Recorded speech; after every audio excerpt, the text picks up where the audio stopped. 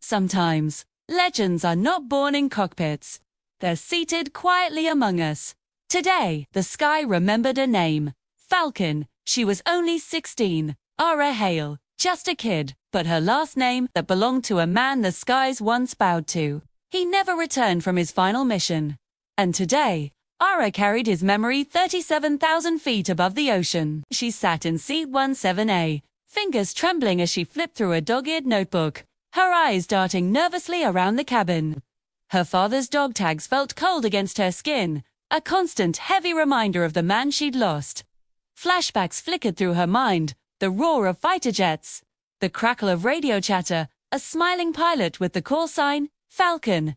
He was a hero to the world, but to Ara, he was just Dad. Dad, who taught her about the stars, about cloud formations, and about the secret language of the sky. A language she never thought she'd have to use.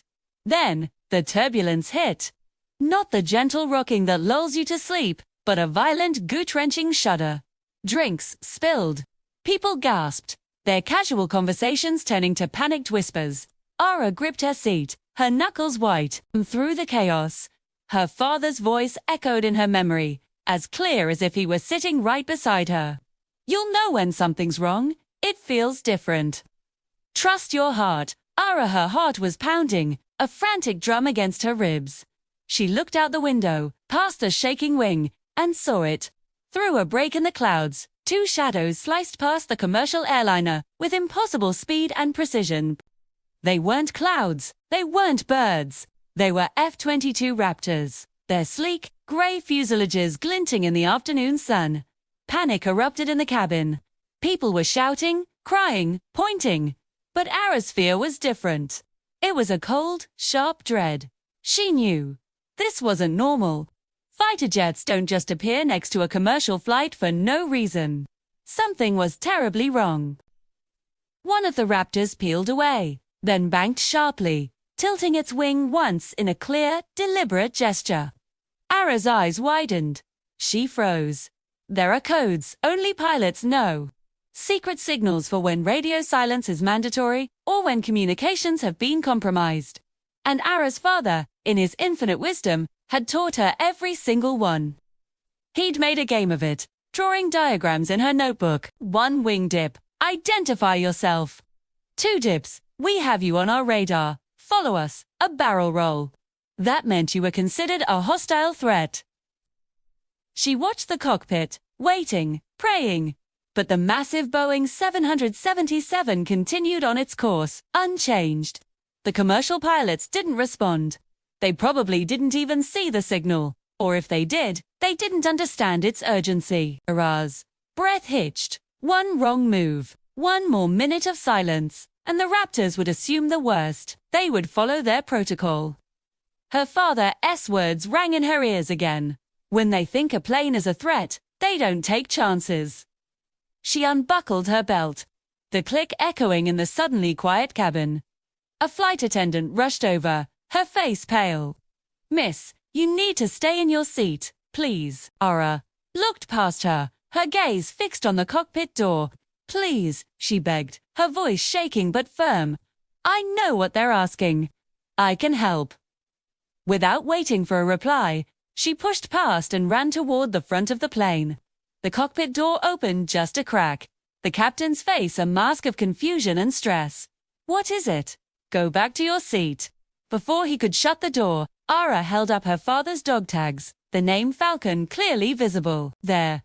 Signaling you, she said, her voice barely a whisper, but cutting through the tension. The fight is out there. If you don't answer, they'll think this plane is a threat. Please, I'm Falcon's daughter.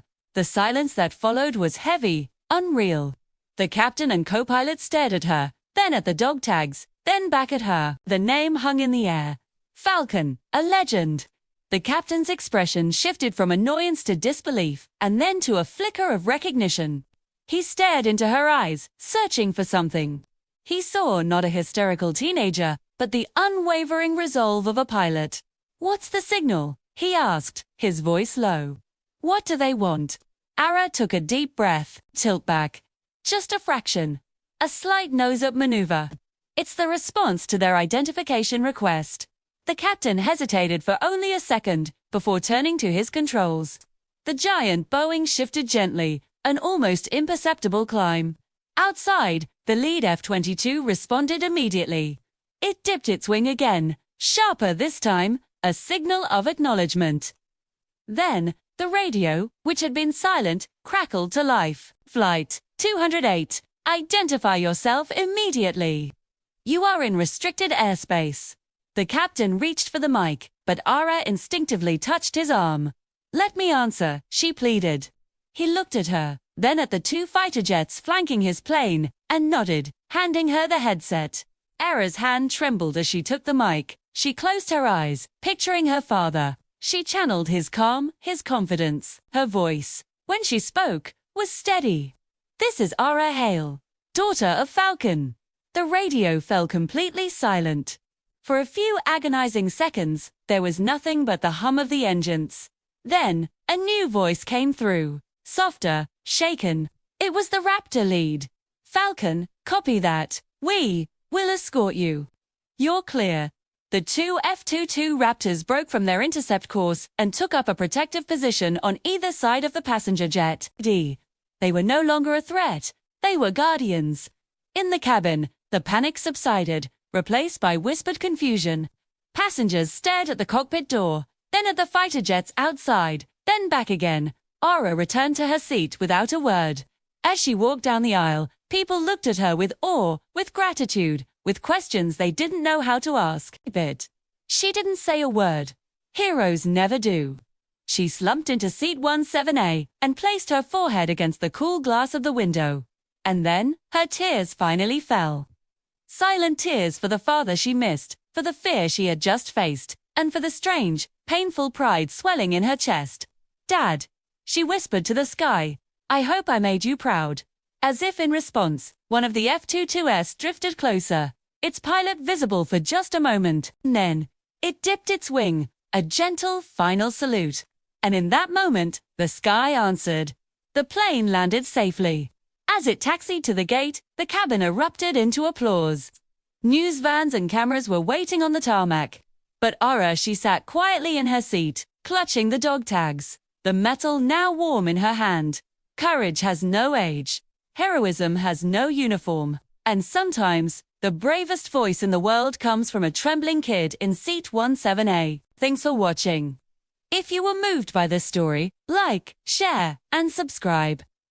For more stories of courage written in the sky.